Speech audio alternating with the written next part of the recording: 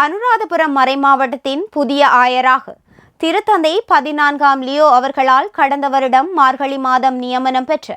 அருட்தந்தை நிசாந்த சாகர் ஜெயமான அவர்களின் ஆயர் திருநிலைப்படுத்தல் திருச்சடங்கு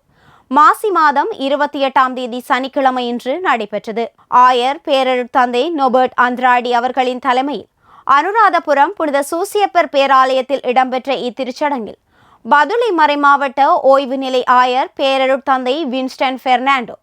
காலி மறைமாவட்ட ஆயர் பேரருட்தந்தை ரேமன் விக்ரமசிங்க, மெல்கம் கர்தினால் ரஞ்சித், கொழும்பு உயர்மறை மாவட்ட துணை ஆயர் பேரருட்தந்தை ஆண்டன் ரஞ்சித், மொன்சிக்ஞோர் ரொபர்டோ லுச்சீனி, திருகோணமலை மறைமாவட்ட ஆயர் பேரருட்தந்தை கிறிஸ்டியன் நோயல் இமானுவேல், யாழ்மறை மாவட்ட ஆயர் பேரருட்தந்தை ஜஸ்டின் ஞான பிரகாசம், மன்னார் மறைமாவட்ட ஆயர் பேரருட்தந்தை அந்தோனி பிள்ளை ஞான பிரகாசம், ஓய்வு நிலை ஆயர் பேரருட்தந்தை இமானுவேல் பெர்னாண்டோ, ஏனைய மறைமாவட்ட ஆயர்கள், அருட்தந்தையர்கள், அருட்சகோதரிகள், இறை மக்கள் என பலரும் கலந்து சபித்தனர். இன்றைய தினம் புதிய ஆயராக அபிஷேகம் செய்யப்பட்ட பேரருட்தந்தை நிசாந்த சாகர் ஜெயமான அவர்கள்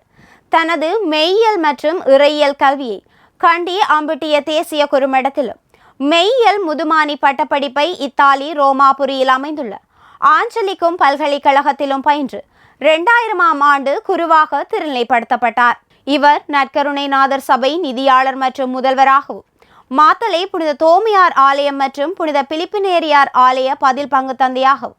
உதவி நவசன்னியாச அதிபராகவும், ஹங்வெல்ல நவசன்னியாச அதிபராகவும், பெட்ரா குழுமத்தின் நிதியாளராகவும், ஹங்வெல்ல எய்மாட் கம்பல் ஆன்மீக பயிற்சி இல்ல இயக்குநராகவும், கண்டி தேசிய குறுமடத்தில் மெய்யியல் பாட விரிவுரையாளராகவும், கண்டி அம்பிட்டிய நற்கருணைநாதர் சபை குறுமடத்தில் அதிபராகவும் பணியாற்றியுள்ளார்.